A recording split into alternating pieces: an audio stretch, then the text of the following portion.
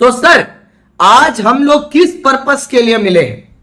आज हम लोग मिले हैं कंपनीज एक्ट का वन शॉट करने के लिए। यस, सही पकड़ा आपने। आज हम लोग कंपनीज एक्ट का वन शॉट करेंगे जिसमें हम लोग पूरे के पूरे कंपनीज एक्ट को जड़ से मिटा देंगे। ठीक है, पूरे कंपनीज एक्ट को हम लोग आज जड़ से मिटा देंगे। हमारा टारगेट यह है कि कुछ भी कंपनीज एक्ट का छूटना नहीं चाहिए और पूरा, भले ही आपने कंपनीज एक्ट पहले किया है या कंपनीज एक्ट पहले नहीं किया है, उससे मेरे को कोई फर्क नहीं पड़ता। ये सेशन आपको सब कुछ समझ में आएगा, इसकी गारंटी आपको मैं देता हूं। कोई नहीं, मैं गुप्ता जी खुद देंगे आपको इसकी गारंटी, और किसी से आपको गारंटी वारंटी की जरूरत नहीं है। तो ठीक है, चलिए फिर कहानी की शुरुआत कुछ इस प्रकार की जाए। ओके सर, तो जब भी आप कोई भी एक्ट पढ़ोगे सबसे पहला सवाल आप अपने टीचर से क्या पूछोगे? ठीक है, जब भी आप कोई एक्ट पढ़ोगे सबसे पहला सवाल आप अपने टीचर से क्या पूछोगे? सबसे पहला सवाल पूछोगे कि भैया वो चीज क्यों आई, कब आई और कहां तक एप्लीकेबल है। क्यों, कब और कहां, क्यों, कब, कहां आते हैं। चलिए सर, तो कंपनीज एक्ट क्यों इंट्रोड्यूस किया गया था? सर दो रीजन थे। पहला रीजन यह था कि कंपनीज एक्ट का जो 1956 वाला कंपनीज एक्ट था वो बहुत ही बुरी तरीके से ऑब्सोलीट हो गया था। ऑब्सोलीट मतलब पुराना हो गया था, ओल्ड हो गया था। ओल्ड, आपको पता है ना, ओल्ड इज गोल्ड होता है, मैं मानता हूं, लेकिन वो पूरा का पूरा पुराना हो चुका था क्योंकि हमें उसे चेंज करना था, इसलिए हम लोग नया कंपनीज एक्ट लेके आए। जैसे देखो सर, कुछ टीचर्स होते हैं बहुत समय तक पढ़ाते जाते हैं, फिर क्या होता है, उनकी एज हो जाती है, तो अब क्या होता है, टीचर्स को रिटायर कर जाना चाहिए, दूसरे लोगों को मौका देना चाहिए। जैसे मेरे और जेडी सर जैसे लोगों को अब मौका देना चाहिए। हम लोग आएंगे, अब हम लोग खेलेंगे, we are the young team. जैसे देखो पुरानी टीम में से सचिन, सहवाग रिटायर हुए, तब ना नए विराट और ये सबको जगह मिली। तो जब पुरानी कंपनीज एक्ट को रिटायर करके, ठीक है, नए कंपनीज एक्ट को इंट्रोड्यूस किया गया, पुराना क्योंकि बहुत ज्यादा पुराना हो चुका था। और दूसरा रीजन यह था क्योंकि पार्टनरशिप बिजनेस में कुछ लिमिटेशंस थी। पार्टनरशिप बिजनेस में कुछ लिमिटेशंस थी। लिमिटेशंस मतलब रुकावटें थी। चलिए आगे बढ़ते हैं। सर कंपनीज एक्ट का कंटेंट क्या है? हर एक्ट का एक कंटेंट होता है ना, कंपनीज एक्ट का कंटेंट क्या है? तो कंपनीज एक्ट के कंटेंट को 29 चैप्टर्स, ठीक है, 29 डिफरेंट चैप्टर्स, 470 सेक्शंस, ठीक है, और 7 शेड्यूल में बांटा गया है। ठीक है सर, कैसे याद कराते हैं? 29, 9 में से 2 गया तो कितना बचा? 7। 29, 9 में से 2 गया, कितना बचा? 7। 470, तो 7 सब में कॉमन है। ठीक है, 7 सब में कॉमन है। 470 सेक्शन, 29 चैप्टर्स और 7 शेड्यूल। ठीक है, सारी चीजें इसमें कॉमन है, एंटिटी वाइज। ठीक है, यह चीज क्लियर? अब सुनिए सर, हर एक्ट का जो सेक्शन नंबर 1 होता है, हर एक्ट का जो सेक्शन नंबर 1 होता है, जो पहला सेक्शन होता है, हर एक्ट का जो सेक्शन नंबर 1 होता है, वो बात करता है किस चीज के बारे में? वो बात करता है कि वो एक्ट कहां तक अप्लाई होता है, कहां तक अप्लाई होता है, उसकी एप्लीकेबिलिटी क्या होती है, कहां तक अप्लाई होता है। तो सर सेक्शन 1 क्या बारे में बात करता है? एप्लीकेबिलिटी के बारे में, कि ये एक्ट कहां कहां अप्लाई होता है, किसको किसको अप्लाई होता है, किस किस को प्यार करूं, कहां तक अप्लाई होता है। चलो सर, एप्लीकेबिलिटी, सर ये कहां तक अप्लाई होता है? जैसे सर यहां पर एप्लीकेबिलिटी में क्या चीज की बात होगी? यहां पर एप्लीकेबिलिटी में बात होगी कि एंटिटी वाइज एप्लीकेबिलिटी क्या है। तो सर सुनिएगा सर ध्यान से, ठीक है, देखिए सर, एंटिटी वाइज, ठीक है, एंटिटी वाइज देखो सर, जो पुरानी कंपनी है जिन पे कोई पहले वाला कंपनीज एक्ट लग रहा था, उन पे 2013 वाला भी कंपनीज एक्ट लगेगा। मैंने पुराने जमाने में, मान लो मैंने आईफोन 13 लिया, अब आईफोन 13 में जो नया सॉफ्टवेयर आएगा, तो नया सॉफ्टवेयर पुराने फोन में भी तो एप्लीकेबल होगा ना, पुराना सॉफ्टवेयर में भी तो एप्लीकेबल होगा। अब भाई नौरा जो थी वो हमें बचपन में पसंद थी, है? तो ऐसा तो नहीं है कि जवानी में पसंद नहीं है, जवानी में तो प्यार और बढ़ गया है उसके लिए भाई। ठीक है, तो बात यह है, कंपनी एक्ट जो है वो पुरानी कंपनियों पे भी लगता है, और जब वो नई कंपनी बन गई है तो वो नई कंपनी पर भी अप्लाई करेगा, वही नया एक्ट अप्लाई हो जाएगा। फॉर एग्जाम्पल टाटा, उसके बाद नेक्स्ट आता है sir insurance company. Sir insurance company में कुछ इंश्योरेंस कंपनी इसका नाम ले लीजिए, ICICI Lombard, Lombard insurance, ICICI Lombard insurance. तो डीएनडी ऑन कर ले, वरना रात में भी बच्चा लोग डाउट पूछ पूछ के बीच में हम लोग को इंटरप्ट करता रहेगा। डीएनडी ऑन कर ले, वर्क मोड 1 for 1 hour। चलो डीएनडी ऑन हो गया, आना सर। ओके नेक्स्ट सर, उसके बाद आता है सर बैंकिंग कंपनी। सारे बैंक कंपनी होते हैं, सारे बैंकों पर कंपनीज एक्ट अप्लाई होता है। सर कुछ बैंकों का नाम बता दीजिए, कुछ बैंकों का नाम बता दीजिए सर, कुछ बैंकों का नाम बता दीजिए। क्या आप कुछ बैंकों का नाम बता सकते हैं हमें? कुछ बैंकों का नाम बता सकते हैं, ठीक है, कुछ बैंकों का नाम बता दीजिए। सर मैं आपको बता देता हूं, एचडीएफसी, एसबीआई, ये हो गए सर बैंकों के नाम, ठीक है। उसके बाद सर आता है companies which are engaged in electricity, वो कंपनियां जो इलेक्ट्रिसिटी प्रोवाइड करती हैं। सर कुछ एग्जांपल देंगे मेरे को? मैं आपको बताता हूं, बहुत अच्छा एग्जांपल, सीईएससी डिपार्टमेंट। हमारे शहर में इलेक्ट्रिसिटी प्रोवाइडर सीईएससी डिपार्टमेंट है। पूरे गोयंका ग्रुप, आपने नाम सुना होगा गोयंका आदमी का, उसको अप्लाई करता है ये गोयंका ग्रुप में। उसके बाद आता है any company governed by special act. कुछ ऐसी कंपनियां होती हैं जो स्पेशल एक्ट तहत, कुछ ऐसी बॉडी होती हैं जो पार्लियामेंट के स्पेशल एक्ट द्वारा बनाई जाती हैं। मैं आपको एक बहुत अच्छा एग्जांपल देता हूं, कोई और नहीं, आपकी आईसीएआई। आप अपनी आईसीएआई का जो स्टडी मटेरियल देखोगे उसके कवर पर लिखा हुआ है, ठीक है, उसके कवर पर लिखा हुआ है, कवर पर formed under a special act of the parliament. So they are formed under a special act of the parliament, ठीक है, पावर ग्रिड एसोसिएशन भी आ जाता है, करेक्ट। उसके बाद आता है such other body corporate which is formed by central government. Sir इस पॉइंट में और इस पॉइंट में फर्क क्या है? ये स्पेशल एक्ट द्वारा है, ये पार्लियामेंट द्वारा बनी गई है, ठीक है, मतलब इसको कॉन्स्टिट्यूशन द्वारा क्रिएट किया गया है। और नीचे वाली क्या बोल रही है? करंट सेंट्रल गवर्नमेंट ने इसको क्रिएट किया है। फॉर एग्जांपल, इसका एग्जांपल हो जाएगा निधि कंपनी, निधि कंपनी। या सर एक और एग्जांपल क्या होता है सर? आश्रम, आश्रम, जैसे हमने बताया था आपको रामकृष्ण मिशन आश्रम, कृष्णा मिशन आश्रम। लेकिन एक बात समझिएगा सर, देखिए सर, सुनिएगा मेरी बात, इंश्योरेंस कंपनियां, बैंकिंग कंपनियां और कंपनी जो इलेक्ट्रिसिटी वाली होती है, इनके अपने एक्ट भी होते हैं।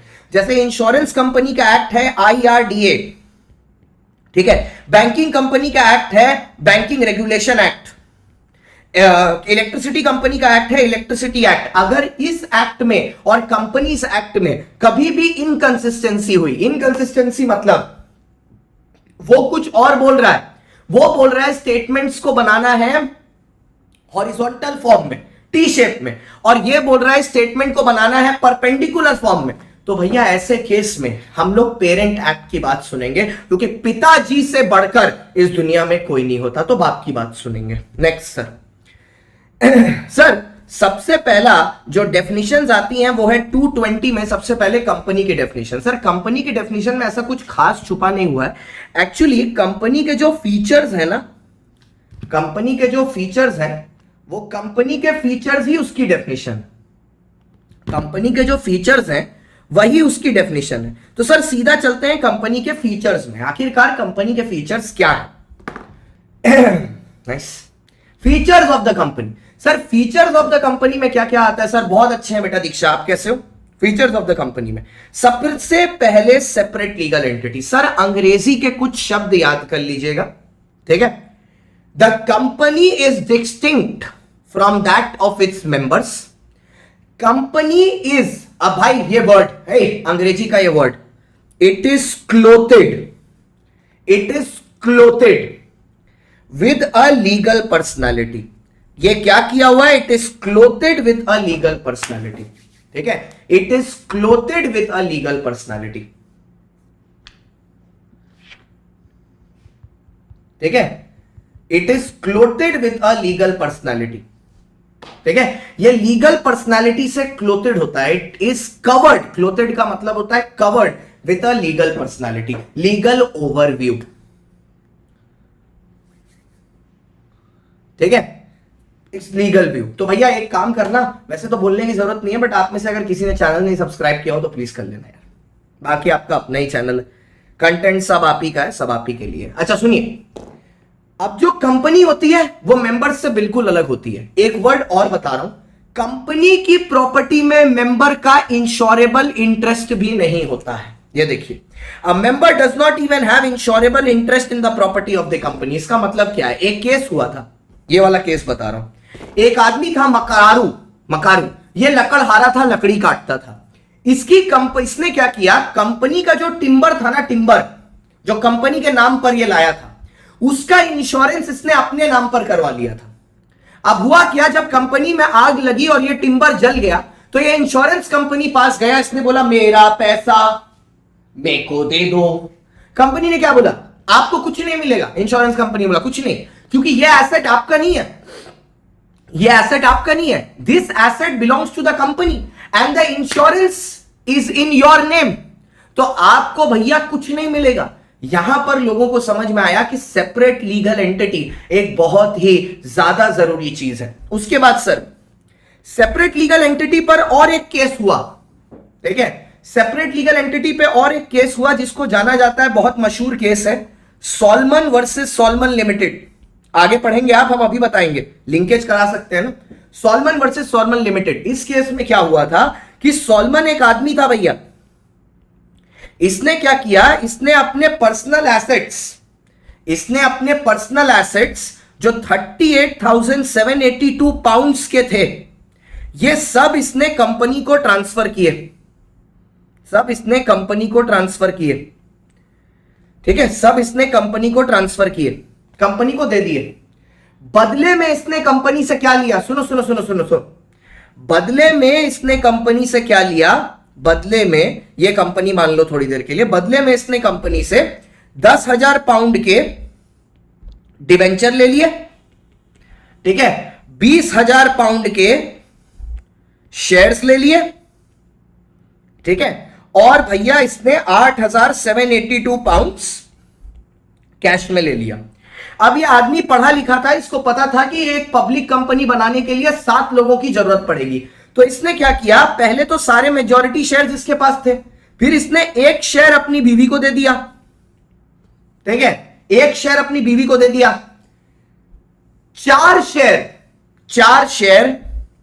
ठीक है, 4 शेयर अपने लड़कों को दे दिए, ठीक है, 1 2 3 4 बेटे थे, सन्स को दे दिया, 4 1 5 हो गया, और 1 शेयर इसने अपनी डॉटर को दे दिया।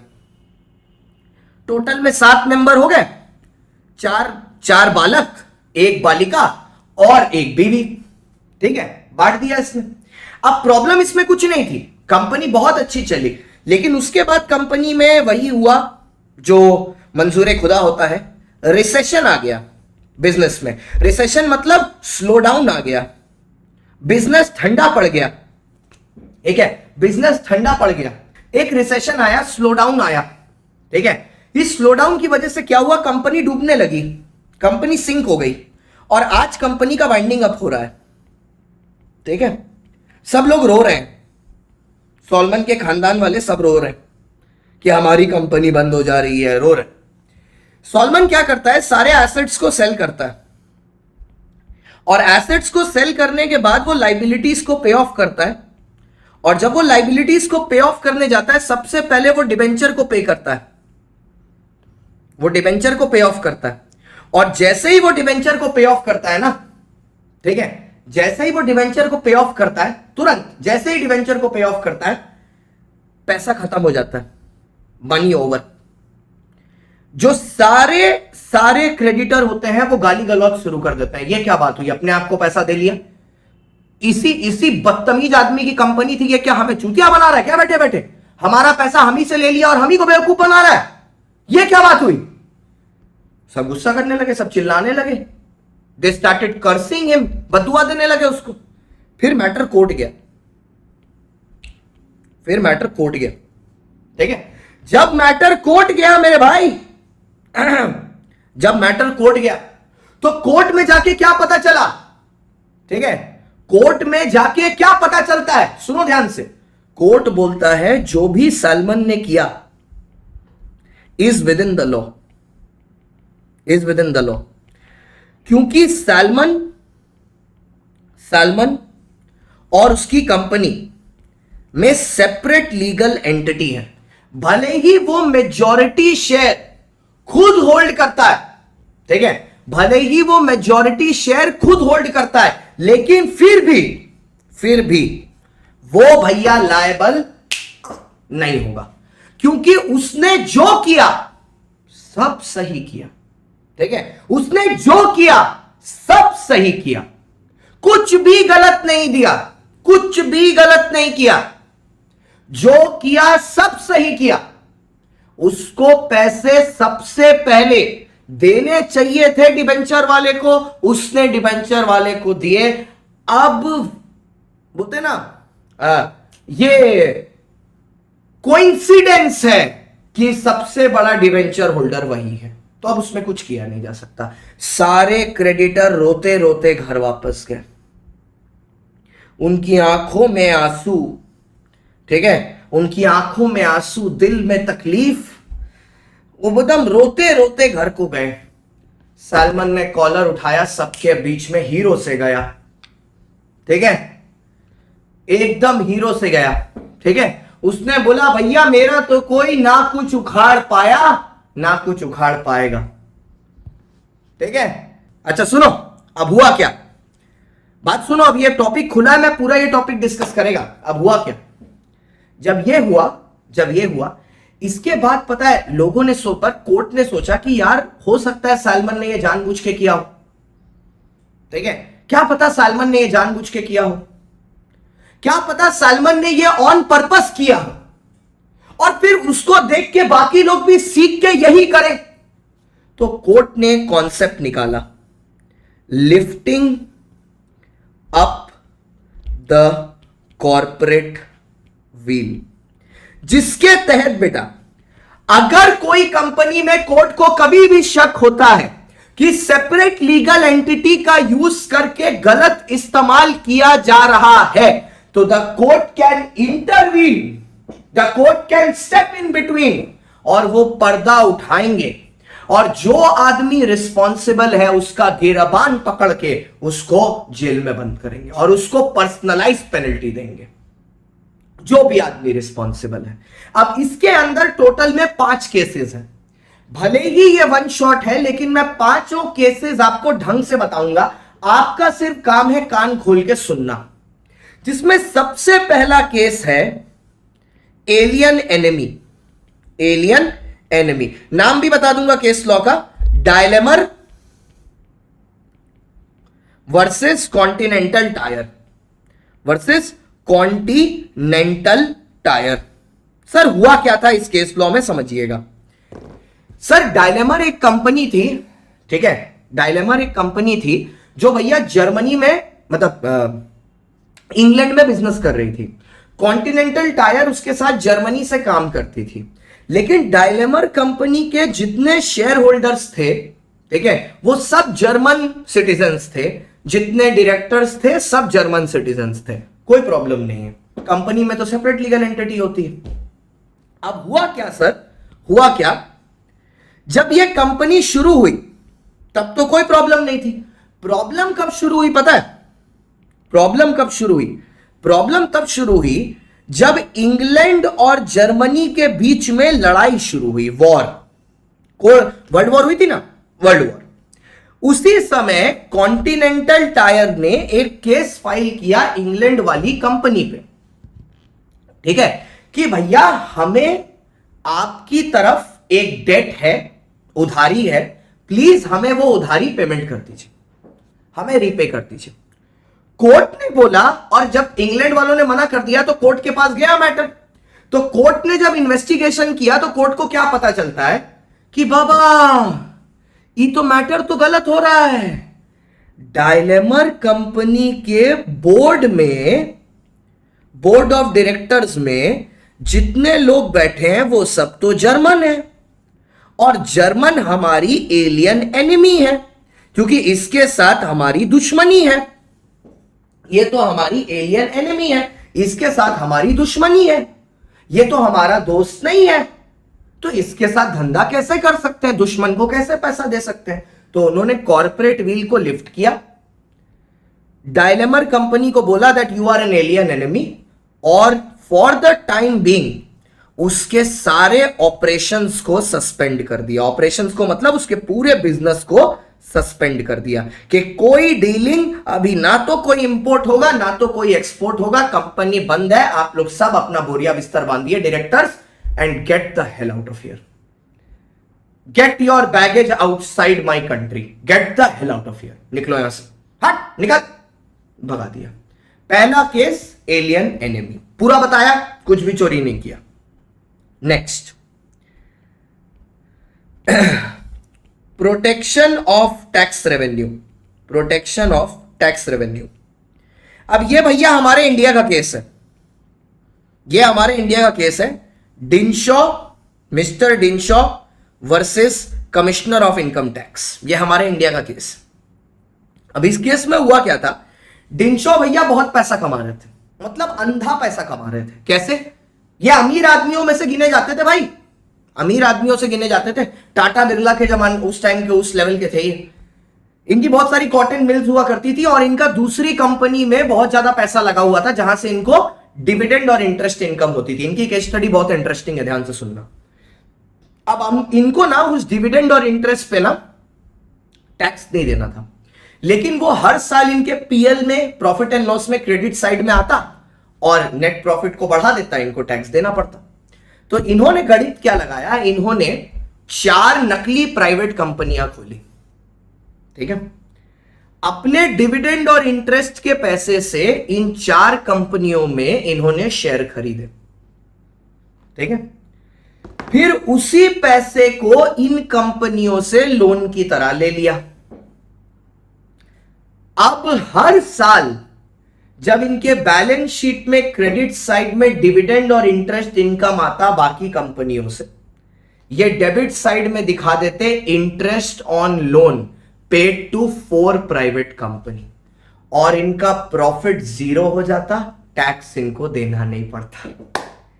ऐसे ही करके इन्होंने अरेंजमेंट, हर साल जब इनको इनकम होती हर साल उसको शेयर में लगाते, फिर लोन की तरह निकाल लेते, फिर अगले साल उसको इंटरेस्ट ऑन लोन की तरह पीएल में डेबिट करके प्रॉफिट को 0 कर लेते। एकदम परफेक्ट अरेंजमेंट।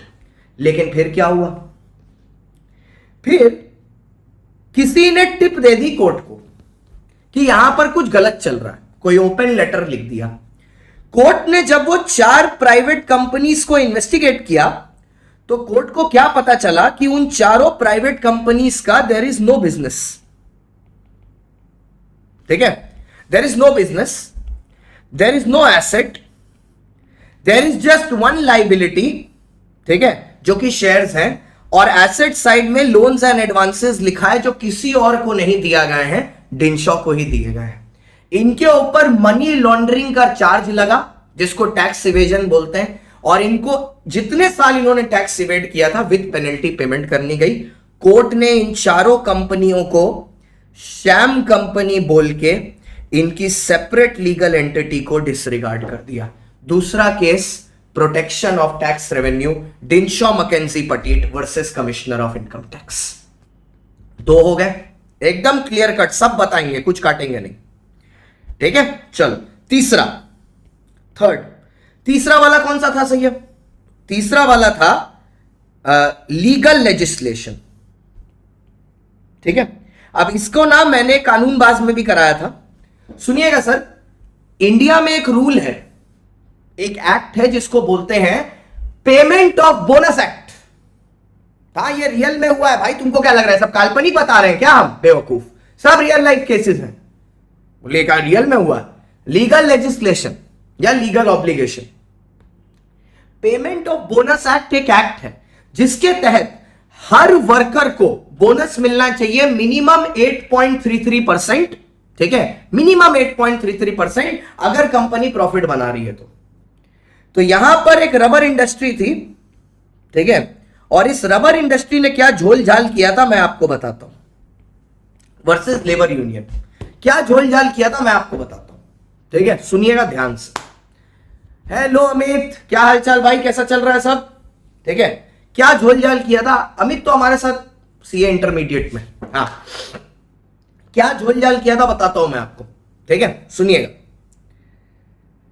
एक कंपनी थी एयर लिमिटेड, ठीक है, एक कंपनी थी ए लिमिटेड, ठीक है, उसकी भैया इन्वेस्टमेंट थी बी लिमिटेड में, जिस इन्वेस्टमेंट से इनको रिटर्न मिल रहा था, जिस इन्वेस्टमेंट से इनको रिटर्न मिल रहा था।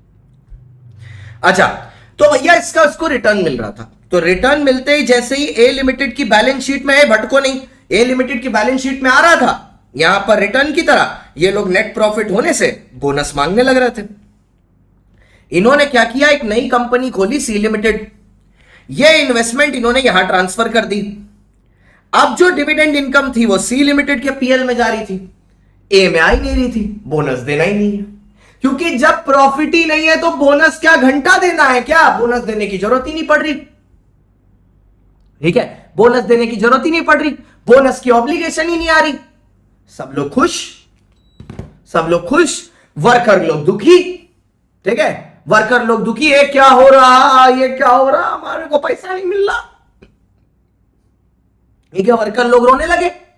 रोते रोते उन्होंने लेबर यूनियन को कंप्लेन कर दी।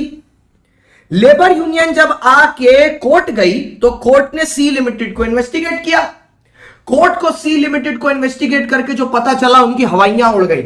सी लिमिटेड कुछ नहीं था, खाली ए लिमिटेड ने नकली इन्वेस्टमेंट होल्ड करने के लिए कंपनी बनाई थी, ना कोई एसेट, ना कोई लायबिलिटी, ना कोई बिजनेस, खाली बेवकूफ काट रही थी पब्लिक का, खाली बेवकूफ काट रही थी।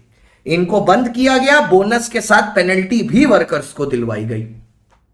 3, ये वाला आपको मजा लगेगा, पॉइंट नंबर 4, गिलफ्रेड मोटर, ठीक है, और ये है भैया मिसकंडक्ट पे। सुनो सर, गिलफ्रेड मोटर, गिलफ्रेड, क्योंकि ये पता क्यों मजेदार है, क्योंकि इसमें जो आदमी ने बोला था ना कोर्ट में जाके, जब कोर्ट ने उसको बोला कि आप अपनी तरफ से कुछ बोलना चाहते हो, वो बड़ा फनी था। गिलफ्रेड मोटर वर्सेस, ओए Gilford motor versus Horne limited, Horne limited, Gilford motor versus mister Horne limited या हॉर्न लिमिटेड। हुआ क्या था, ध्यान से सुनना। गिलफ्रेड मोटर एक गाड़ी की कंपनी थी, ठीक है, हॉर्न यहां पर मिस्टर हॉर्न एक आदमी था जो यहां पर काम करता था, ठीक है, हेलो बेटा सुरभि, यहां पर काम करता था, यहां का मैनेजिंग डायरेक्टर था। उसके अग्रीमेंट में साफ साफ लिखा था कि अगर कल को उसको कंपनी से निकाल दिया गया, ठीक है, तो वो कंपनी के क्लाइंट को सॉलिसिट नहीं करेगा, सॉलिसिट मतलब बहका के अपनी तरफ लाने की कोशिश नहीं करेगा, ठीक है। लेकिन हुआ क्या, जब इसको कंपनी से निकाला गया, उसने एक दूसरी कंपनी खोली जिसका नाम था हॉर्न लिमिटेड, और इसने गिलफ्रेड मोटर के सारे क्लाइंटों को एक चिट्ठी भेज दी कि from today your services of Gilford motor will be provided at Horne limited, मतलब गिलफ्रेड मोटर जाने की जरूरत नहीं, हॉर्न लिमिटेड आ जाओ, हम लोग तुमको सर्विस देंगे। डायरेक्ट सॉलिसिट कर रहा है। जब कोर्ट में यह बात गिलफ्रेड मोटर ने बोली तो वहां पर पता है ये क्या बोलता है, बोलता है ओ सर जरा सा चिट्ठी देखो, चिट्ठी के नाम पे तो हॉर्न लिमिटेड लिखा है, मैं तो मिस्टर हॉर्न हूं, मैंने तो कुछ नहीं किया, ठीक है, मैंने तो कुछ नहीं किया। कोर्ट ने बोला लप्पड़ मारेंगे तुमको, अभी कंपनी आर्टिफिशियल पर्सन होता है, किया सब कुछ तुमने है कंपनी का नाम गलत इस्तेमाल करके, और मिस्टर हॉर्न को पर्सनली पीनलाइज किया गया, पर्सनली पीनलाइज किया गया, क्योंकि इन्होंने सेपरेट लीगल एंटिटी का गलत फायदा उठाया। लास्ट, ये लास्ट वाला वैसे बेकार है, उतना कुछ खास नहीं है। Company as an agent, company as an agent, ये क्या था सर, ये था merchandise transport limited, merchandise transport limited. Sir merchandise transport limited एक कंपनी का नाम था जो कि भैया थी जर्मन कंपनी। अब इसको ना इंग्लैंड में बिजनेस करना था, लेकिन इसको ना बार बार ट्रांसपोर्ट लाइसेंस रिड्यूस हो जा रहा, मतलब रिजेक्ट हो जा रहा। तो इसने क्या किया, एक नकली कंपनी, सब्सिडरी कंपनी खोली। हाँ, इसने एक सब्सिडरी कंपनी खोली। सर कहां पर बोलो तो सर, ये सेम चीज बेटा इंटरमीडिएट में भी है। हाँ, इंटरमीडिएट में भी ये सेम चीजें हैं। ये चैप्टर नंबर 2 जो इनकॉर्पोरेशन वाला चैप्टर है, ये सारी चीजें आपको इंटरमीडिएट में वापस से पढ़नी पड़ेंगी। तो इस बार इतनी अच्छे से पढ़ लीजिए कि वहां पर टीचर को आप इंप्रेस कर सको कि सर देखो सर हमको सब चीज पहले से याद है, ठीक है। तो भैया क्या हुआ कि लाइसेंस नहीं मिल रहा था, तो इसने क्या किया, एक सब्सिडरी कंपनी खोली और वो सब्सिडरी कंपनी खोल के लाइसेंस अप्लाई किया, लाइसेंस मिल गया। और फिर वो क्या कर रहा था, उस लाइसेंस को यूज करके ये कंपनी बिजनेस कर रही थी इंग्लैंड वाली। अब जब कोर्ट को यह बात पता चली तो कोर्ट ने बोला यार ये बात तो गलत है, क्योंकि यहां तो इंग्लैंड वाली कंपनी को एक एजेंट की तरह इस्तेमाल किया जा रहा है, and company is not an agent, company is an artificial legal person. तो सेपरेट लीगल एंटिटी को डिसरिगार्ड किया, और वो जो कंपनी थी ना जो लाइसेंस नकली लेके काम कर रही थी, उसका लाइसेंस फिर से कैंसिल कर दिया। तो बात घूम घाम के वहीं आ गई कि मर्चेंडाइज ट्रांसपोर्ट लिमिटेड के पास अब लाइसेंस नहीं। एंड में कोर्ट ने कंपनी बंद कर दी।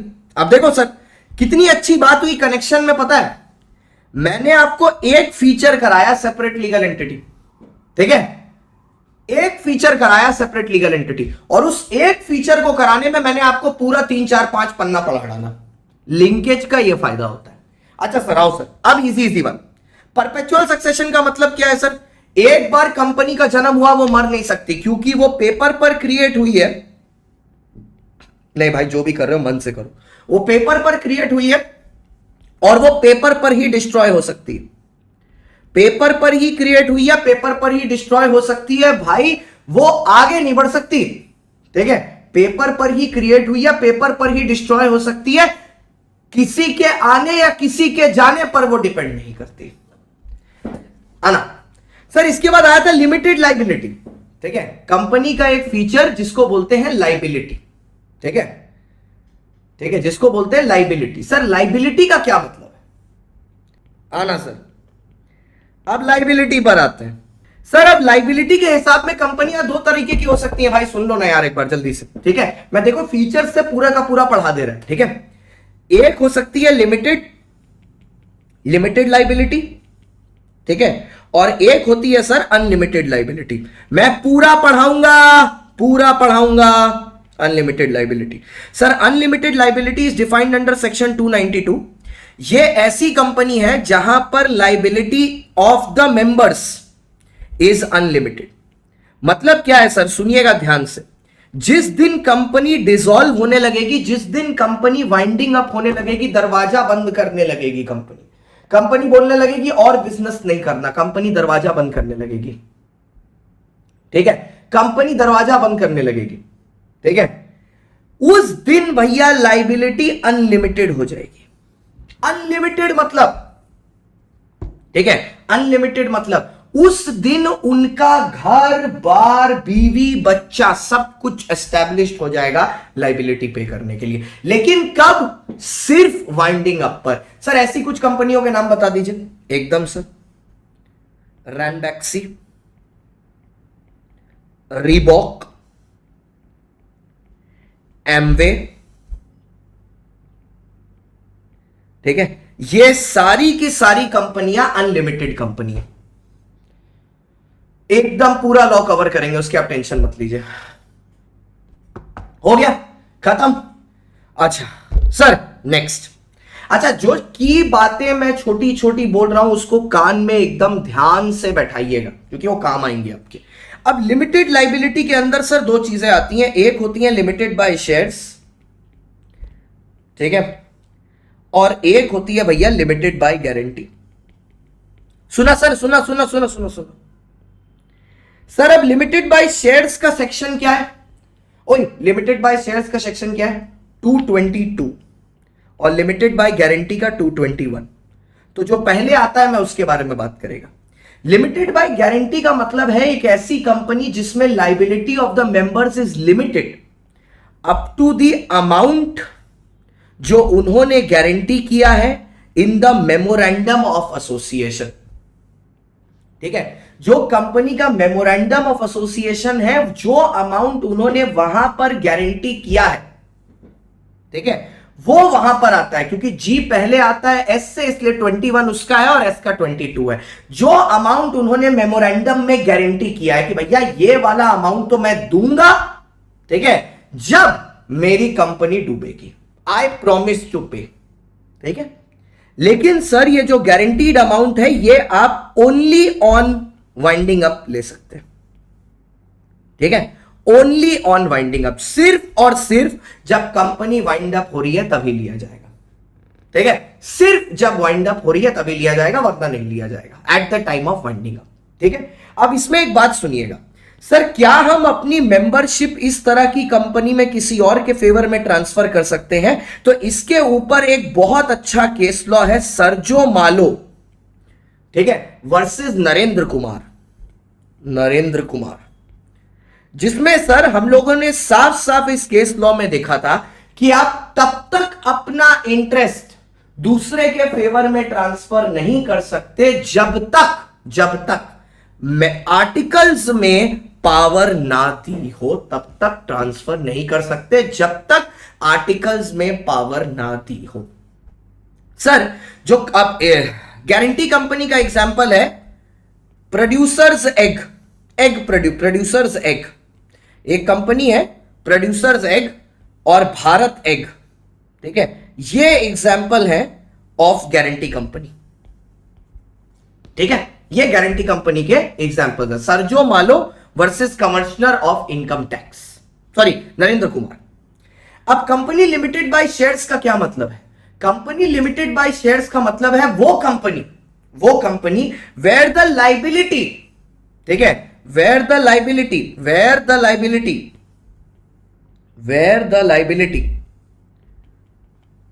is limited up to the unpaid amount of capital,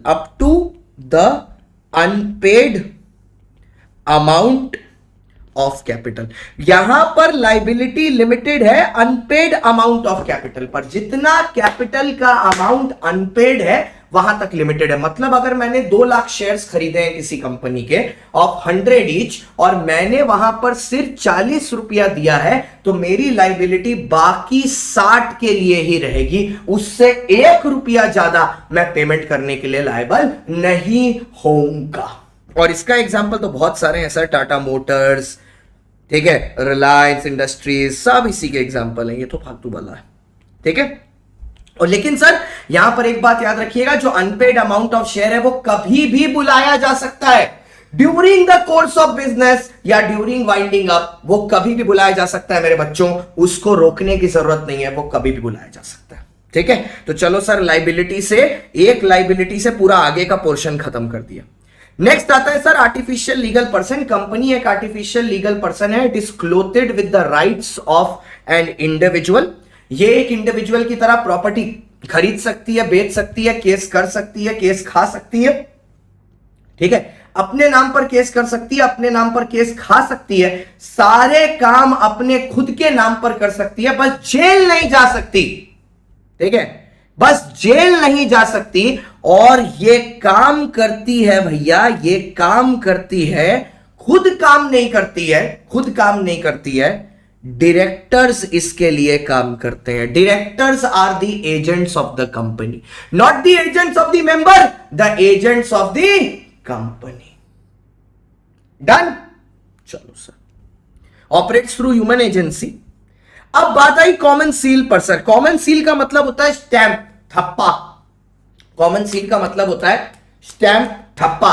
अगर एक कंपनी चाहे तो अपना स्टैंप या ठप्पा बना सकती है, लेकिन अभी कंपनीज एक्ट 2015 का जो अमेंडमेंट आया था, अभी नहीं बहुत साल पहले, उसने सेक्शन 9 को अमेंड कर दिया है। तो या तो अब आप चाहो स्टैंप यूज करो, या दूसरा ऑल्टरनेटिव यह है कि 2 डायरेक्टर प्लस 1 कंपनी सेक्रेटरी, या सर 1 डायरेक्टर और 1 कंपनी सेक्रेटरी। किस केस में?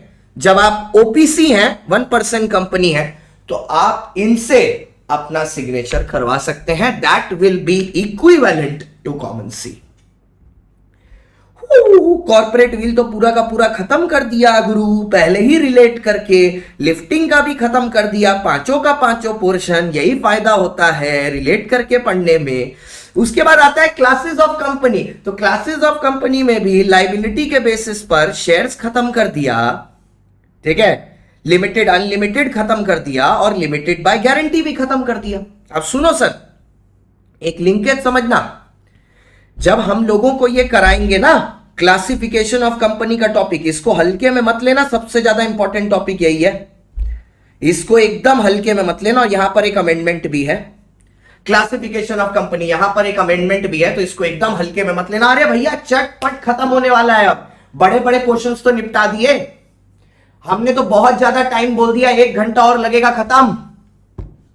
चलो सर, क्लासिफिकेशन ऑफ कंपनीज में आते हैं। कम ऑन गाइस, सबसे पहले sir on the basis of liability आपने खत्म कर दिया, ठीक है, डन। उसके बाद अगला आएगा on the basis of member, फिर अगला आएगा on the basis of control, control Uday control. उसके बाद आएगा सर अदर कंपनीज, ठीक है। तो चलो sir on the basis of member करते हैं, आना sir on the basis of members, ठीक है। सबसे पहले आता है सर ओपीसी। सर सुनना सर, ओपीसी के बारे में कहानी सुन लो। ओपीसी एक special type of private company ही है, ओपीसी कुछ अलग नहीं है। ओपीसी डिफाइंड है अंडर 262। अब ओपीसी में कहानी सुनना ध्यान से। ओपीसी एक सिंगल मेंबर ही होगा, कोई minimum paid up share capital नहीं है। एक आदमी एट अ टाइम एक ओपीसी का मेंबर और एक ओपीसी का नॉमिनी बन सकता है। एक हो सकता है, एक से ज्यादा नहीं, ठीक है। सर क्या एक आदमी एक बार में 2 ओपीसी का मेंबर हो सकता है? बिल्कुल नहीं हो सकता, ठीक है। क्या सर जो आदमी ओपीसी का मेंबर है उसको नॉमिनी अपॉइंट करना है? बिल्कुल सर, उसको नॉमिनी अपॉइंट करना है, कंपलसरी है। उस नॉमिनी का रिटन कंसेंट भी मिलना जरूरी है। सर ओपीसी का मेंबर कौन बन सकता है? ओपीसी का मेंबर ओए एक इंडियन सिटीजन प्लस एक इंडियन रेसिडेंट होगा। रेसिडेंट बनने के लिए इंडिया में 120 दिन रहेगा, तभी वो इंडिया में ओपीसी बना सकता है। सिमिलरली ओपीसी का नॉमिनी कौन बन सकता है? वही अगर एक आदमी जो सिटीजन भी है इंडिया का और रेसिडेंट भी है इंडिया का, वही ओपीसी का नॉमिनी भी बन सकता है। लेकिन ओपीसी सिर्फ और सिर्फ प्रॉफिट के लिए ही काम करेगा, अदर देन प्रॉफिट काम नहीं करेगा। OPC can not be a section 8 company, मतलब वो जनसंख्या के बेनिफिट के लिए काम नहीं कर सकता। और last but not the least, OPC NBFC business नहीं कर सकता। और एक एक्स्ट्रा पॉइंट सुन लीजिएगा, क्योंकि इंस्टीट्यूट थोड़ा सा बहकसा गया है। पहले एक कंडीशन हुआ करती थी, ठीक है, पहले एक कंडीशन हुआ करती थी, ठीक है, कि ओपीसी अपने आप को प्राइवेट कंपनी या पब्लिक कंपनी में कन्वर्ट कराने के लिए 2 करोड़ का टर्नओवर को क्रॉस करे। आज ऐसी कोई कंडीशन नहीं है। अगर ओपीसी अपने आप को कन्वर्ट कराना चाहता है प्राइवेट या पब्लिक में, एकदम आराम से करा सकता है विदाउट एनी टर्नओवर रिक्वायरमेंट। लेकिन सर एक बात याद रखना, अगर ओपीसी में कोई आदमी या कोई भी मेंबर या डायरेक्टर कोई फ्रॉड करता हुआ पाया गया तो उस पर नुकसान का पैसा भरमाई करनी पड़ेगी। 10,000 रुपया वन टाइम पेनल्टी लगेगा, साथ में 1,000 रुपया पर डे जितने दिन तक डिफॉल्ट कंटिन्यूस, ठीक है। अच्छा, उसके बाद आता है sir private company. Private company defined है 268 में। सर प्राइवेट है कि पब्लिक पता कैसे चलेगा? प्राइवेट कंपनी में 3 रेस्ट्रिक्शन होते हैं, 3 रेस्ट्रिक्शन होते हैं उनके आर्टिकल्स ऑफ एसोसिएशन में। क्या सर? पहला, हाँ 4 मिनट हो जाए फिर ब्रेक करते हैं। पहला, ये ट्रांसफर नहीं कर सकते शेयर्स को, वो शेयर्स को ट्रांसफर नहीं कर सकते। 3 रिस्ट्रिक्शन। जो सबसे पहला रिस्ट्रिक्शन ये है, ठीक है, कि शेयर्स को ट्रांसफर नहीं कर सकते। दूसरा, इसमें नंबर ऑफ मेंबर्स 200 को एक्सीड नहीं कर सकते, 200 से कम ही होंगे। और इस 200 की लिमिट के लिए भाई बेटा, ठीक है, अब 200 मेंबर में कौन इंक्लूड नहीं होगा? वो लोग जो करंट एम्प्लॉयमेंट में है कंपनी के, ठीक है। और दूसरा वो लोग जो लोग सर अगर 2 हैं, मतलब जॉइंट होल्डर्स हैं, तो उनको 1 गिना जाएगा फॉर काउंटिंग पर्पस, ठीक है, 1 गिना जाएगा। और last but not the least, ये पब्लिक को शेयर्स इशू नहीं कर सकते, ठीक है, पब्लिक को शेयर्स इशू नहीं कर सकते, ठीक है। अब सर इसमें एक बात याद करना, यहां पर अमेंडमेंट है, ठीक है, तो भैया इसको थोड़ा ध्यान से कर लो, क्योंकि यहां पर एक अमेंडमेंट है, ज्यादा बड़ा अमेंडमेंट नहीं है, छोटा सा अमेंडमेंट है। पहले स्मॉल कंपनी होने के लिए आपका paid up share capital 2 crore को एक्सीड नहीं करना चाहिए था। मैक्सिमम लिमिट हुआ करती थी 10 करोड़ तक, ठीक है। टर्नओवर 20 करोड़ को एक्सीड नहीं करता होना चाहिए था, ठीक है। और मैक्सिमम लिमिट होती थी 100 करोड़। करंट एम्प्लॉइज भी नहीं आएंगे, एक्स एम्प्लॉइज भी नहीं आएंगे, दोनों नहीं आएंगे। बस इतनी बात ध्यान में रखनी है, जिस टाइम इंप्लॉयमेंट थी उस टाइम उनको शेयर्स मिले थे और फिर उन्होंने वो शेयर्स बेचे ना हो इंप्लॉयमेंट से हटने के बाद। अगर वो हटने के बाद उन्होंने बेच दिए और उसके बाद वापस खरीद लिए तब उनको 200 में गिना जाएगा। ठीक है, मतलब मिले होने चाहिए एम्प्लॉयमेंट के दौरान, ठीक है, मिले होने चाहिए एम्प्लॉयमेंट के दौरान और कंटिन्यू होने चाहिए बाद में। ठीक है, अब ये लिमिट्स चेंज कैसे कर दी गई हैं सुनो। जैसे ये था ना पहले, देखो यहां था ना 2 करोड़ और 20 करोड़, 2:20 बोलते थे अपने। अमेंडमेंट बस इतना आया है, पहले 2:20 था ना, अमेंडमेंट सिर्फ इतना आया है, टाइम 2:20 की जगह 4:40 हो गया। मतलब अब उनका कैपिटल 4 करोड़ तक कर दिया गया है। ठीक है, 4 करोड़ तक, और जो टर्नओवर है वो 40 करोड़ तक कर दिया गया। बस इतना छोटा सा चेंज हुआ है, एकदम नन्ना मुन्ना छोटा सा चेंज। 2:20 जो था उसको 4:40 कर दिया बस। ठीक है, 2:20 को 4:40 कर दिया बस, और कुछ नहीं, और कोई चेंज नहीं हुआ। ठीक है, बस इतना। एक लास्ट बात बोलूंगा और उसके बाद we will take a break. Public company क्या होता है? Public company is defined under section 271, means a company which is not a private company। ठीक है, not a private company मतलब एक ऐसी कंपनी जिसमें वो 3 restrictions of a private company नहीं है, वो कंपनी पब्लिक कंपनी होती है। और उसमें मिनिमम मेंबर 7 चाहिए, मैक्सिमम के लिए देयर इज नो लिमिट, और वो पब्लिक को भी शेयर्स इशू कर सकती है on the basis of control. Sir सबसे पहले आता है सर होल्डिंग कंपनी। ठीक है, होल्डिंग कंपनी सब्सिडरी कंपनी शुरू करते हैं, होल्डिंग कंपनी और ये शुरू करते हैं। ठीक है, होल्डिंग कंपनी सब्सिडरी कंपनी शुरू करते हैं। ठीक है, चलो सर, तो सर होल्डिंग कंपनी क्या होती है? सर होल्डिंग कंपनी का मतलब एक ऐसी कंपनी है जिसके एक या एक से ज्यादा सब्सिडरी कंपनी है। सब्सिडरी कंपनी क्या होती है? सब्सिडरी कंपनी मतलब एक ऐसी कंपनी जिसके मेजॉरिटी डायरेक्टर्स अपॉइंट करने का हक किसी दूसरी कंपनी को है, या मोर देन हाफ। बच्चों एग्जाम में please don't use the word more than 50%, don't use it, don't use the word 51%, मत करना, नंबर काट लेगा वो। More than half of the share capital भी मत लिखना, more than half of the total voting power ही लिखना। ठीक है, आइए सर, अब इसमें सर एक बात होती है कि वोटिंग पावर अक्वायर करने के लिए हम लोग कौन सा देखेंगे? सर सर ऑब्वियसली बात है, वोटिंग पावर अक्वायर करने के लिए हम लोग शेयर कैपिटल ही देखेंगे। सर कौन सा शेयर कैपिटल इसमें इंक्लूड होता है? यहां पर याद रखिएगा, इस पूरे कंट्रोल वाले देखने के लिए 2 चीज के शेयर कैपिटल इंक्लूड होते हैं। एक होता है इक्विटी शेयर कैपिटल, ठीक है, और दूसरा होता है paid up share capital, PSC. ठीक है, equity share capital which is paid up in nature, और साथ साथ होता है sir equity share capital which is paid up in nature, और उसके साथ साथ क्या होता है सर?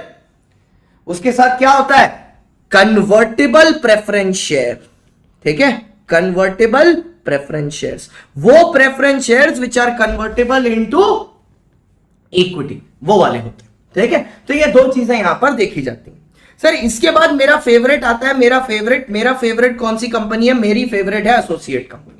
एसोसिएट कंपनी मतलब एक ऐसी कंपनी जिसपे किसी दूसरी कंपनी सिग्निफिकेंट इंफ्लुएंस होल्ड करती है, but it includes a joint venture but does not include a subsidiary company. मतलब मोर देन इक्वल टू 20% का वोटिंग पावर होना चाहिए, बट लेस देन 50%, क्योंकि 50% के ऊपर गया, ठीक है, 50 या 50 के ऊपर गया तो होल्डिंग सब्सिडरी हो जाएगा ना। ठीक है, होल्डिंग सब्सिडरी हो जाएगा। अब एक क्वेश्चन आता है कि सर क्या मान लीजिए एक्स वाई की होल्डिंग है, ठीक है, और उसके बाद वाई जेड की होल्डिंग है, और जेड ए की होल्डिंग है, तो क्या ये सब एक एक्स की मेन होल्डिंग हुई? हां बेटा, उसको लेयर होल्डिंग बोलते हैं। लेकिन इंडिया में सिर्फ 2 लेयर तक ही अलाउड होता है, तीसरा लेयर अलाउड नहीं होता। इंडिया में सिर्फ 2 लेयर तक ही चीजें अलाउड होती हैं, not up to the third one. ठीक है, not up to the third one. ठीक है, नेक्स्ट सर। हाँ सर, लेकिन यहां पर सर एसोसिएट में क्या होता है, एसोसिएट में सर जब आप सिग्निफिकेंट इन्फ्लुएंस देखने जाएंगे, इसका मतलब आपको कैपिटल होल्डिंग देखनी है। अब कैपिटल में कौन सी चीजें इंक्लूड होती हैं, same sir, equity share capital और कन्वर्टेबल प्रेफरेंस शेयर। लेकिन दो चीजें याद रखिएगा यहां पर, इसमें जो शेयर आप फिड्यूशरी कैपेसिटी में होल्ड कर रहे हैं वो इंक्लूड नहीं किए जाएंगे। सर फिड्यूशरी मतलब मान लीजिए मेरा इंडिविजुअल का, मेरा आईटीसी में 30% का होल्डिंग है, ठीक है, 30% का होल्डिंग है, लेकिन मैं तो इंसान हूं ना, तो मैं तो एसोसिएट, मैं कंपनी थोड़ी ना हो सकता, मैं तो लिविंग ह्यूमन बीइंग हूं। लेकिन मैंने ना अपनी नॉमिनी अपॉइंट किया हुआ है, let's say sorting hats limited को।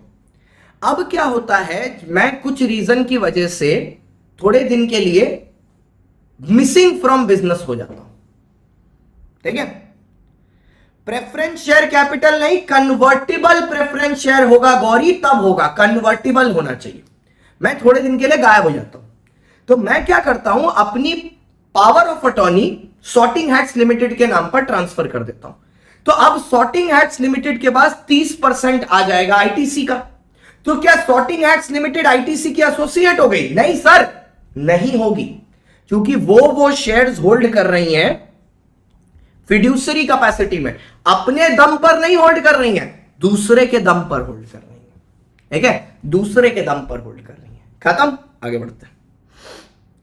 अब भैया on the basis of capital, इसको इंपॉर्टेंट समझिएगा, लास्ट टाइम पेपर में आ गया था 2 नंबर का। लिस्टेड कंपनी मतलब वो कंपनी होती है जो एक या एक से ज्यादा रेकग्नाइज स्टॉक एक्सचेंज पर, करंटली इंडिया में 2 ही स्टॉक एक्सचेंज है जो रेकग्नाइज्ड है, एक एनएससी नेशनल स्टॉक एक्सचेंज, एक बीएससी। तो अगर कोई कंपनी इन दोनों स्टॉक एक्सचेंजेस में रजिस्टर्ड है तो उसको लिस्टेड कंपनी बोलते हैं। लिस्टेड मतलब उसके शेयर इन कंपनियों पर, मतलब इन मार्केट्स पे बिकते हैं। जैसे आप अगर कंपनी का नाम लिखो और शेयर प्राइस लिखो, अगर उसका शेयर प्राइस आ गया मतलब वो लिस्टेड है, और अगर नहीं आया तो मतलब वो लिस्टेड नहीं है, ठीक है। ओके सर, तो अनलिस्टेड क्या होता है? वही कंपनी जो लिस्टेड नहीं होती।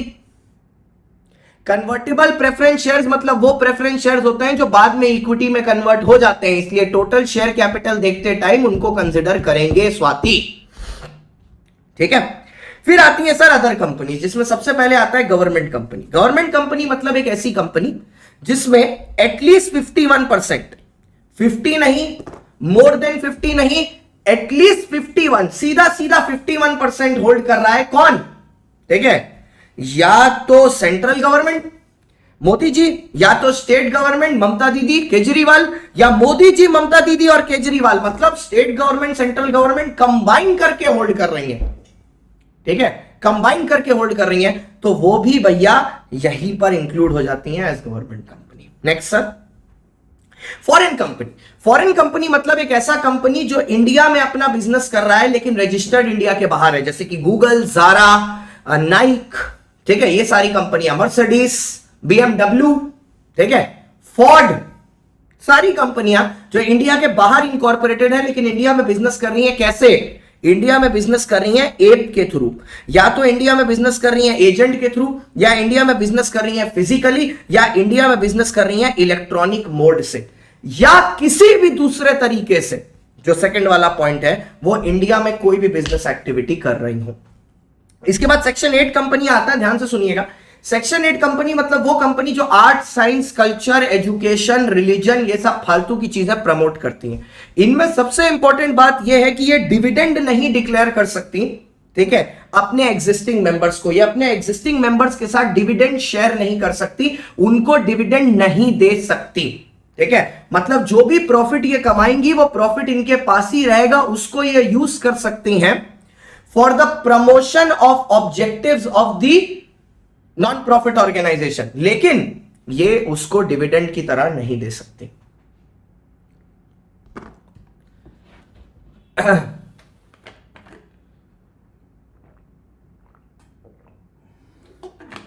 ठीक है, डिविडेंड की तरह नहीं दे सकती। नेक्स्ट, अब सर ये जो सेक्शन 8 कंपनियां होती हैं इनके 8 प्रिविलेजेस होते हैं। क्या होते हैं 8 प्रिविलेजेस? मैं बताता हूं। पहला, इनको कोई भी कैपिटल, मिनिमम कैपिटल की रिक्वायरमेंट नहीं है। दूसरा, ये ऑपरेट करती हैं under a licence of the central government. तीसरा, क्योंकि इनके पास एक सेंट्रल गवर्नमेंट का लाइसेंस है, इनको ना तो अपने नाम के पीछे प्राइवेट लिमिटेड ना ही लिमिटेड ये कुछ भी लगाने की जरूरत नहीं है। तीसरा, जैसे मीटिंग बुलाने के लिए 21 दिन पहले नोटिस देना होता है, इनको मात्र 14 दिन की नोटिस मतलब शॉर्टर नोटिस दे के भी ये मेंबर्स को मीटिंग में बुला सकते हैं। इसको इलीगल नहीं माना जाएगा, इसको इलीगल नहीं माना जाएगा। दूसरा सर, कोई भी नॉमिनेशन एंड रेम्यूनरेशन कमिटी या स्टेक होल्डर रिड्रेसल कमिटी जो बाकी कंपनीज को बनानी पड़ती हैं, इनको बनाने की कोई जरूरत नहीं है। ठीक है, साथ ही साथ इनके ऊपर नो मिनिमम डायरेक्टर्स की रिक्वायरमेंट है। जैसे पब्लिक कंपनी में मिनिमम आपको 4 डायरेक्टर, प्राइवेट में 3 डायरेक्टर रखने पड़ते हैं, इनको कोई भी मिनिमम डायरेक्टर रखने की रिक्वायरमेंट नहीं है। और जब डायरेक्टर ही रखने की रिक्वायरमेंट नहीं है तो इंडिपेंडेंट डायरेक्टर की भी कोई जरूरत नहीं है। इनको एक बहुत यूनिक तरीके का राइट दिया हुआ है कि एक पार्टनरशिप फर्म जिसके पास सेपरेट लीगल एंटिटी होती ही नहीं है वो भी इनका पार्टनर बन सकता है, इनका मेंबर बन सकता है। Can become member, can become member. 8 हो गए क्या? 1 2 3 4 5 6 7। अच्छा 7 हुए। अच्छा एक और क्या होगा सर? हां, इनकी लाइबिलिटी भी लिमिटेड होती है। ये लिमिटेड लाइबिलिटी वाले ही फॉर्म हो सकते हैं, अनलिमिटेड लाइबिलिटी वाले फॉर्म नहीं हो सकते। सैलरी कहां से आ गया बीच में? कुछ भी वक्त रहता है। अरे लाइसेंस लिखा तो लाइसेंस ऑफ सेंट्रल गवर्नमेंट, ऊपर तो लिखा ही हुआ है। 2 एक साथ लिख दिए, लास्ट वाला लिमिटेड लाइबिलिटी था। चलो याद घंटा नहीं खाली वक्त रहते हैं। अब सुनो सर, आज बत्रा सर को याद करते हैं थोड़ा सा। अब सर क्या हुआ, मान लो ये कंपनी कभी कोई प्रोफेसर वाला काम कर देती है। प्रोफेसर मतलब ये कंपनी कोई फ्रॉडुलेंट एक्टिविटी कमिट कर देती है या अपने रूल्स एंड रेगुलेशंस जो इसको मानने हैं वो नहीं मानती, ठीक है, या कोई प्रोहिबिटेड एक्टिविटी में एंगेज कर जाती है, ठीक है, या अपने ऑपरेशंस में कोई ऑब्जेक्टिव्स को प्रमोट करने की जगह कोई दूसरी चीज में पैसा लगा देती है, तो सेंट्रल गवर्नमेंट इनकी बात सुनने के बाद इनके लाइसेंस को रिवोक कर सकती है। बात यहां खत्म नहीं होगी। जैसे ही लाइसेंस रिवोक होगा, अब आरओसी इनके नाम के पीछे या तो प्राइवेट लिमिटेड या तो पब्लिक लिमिटेड लगा देगा। उसके बाद इनका केस जाएगा ट्राइब्यूनल के पास।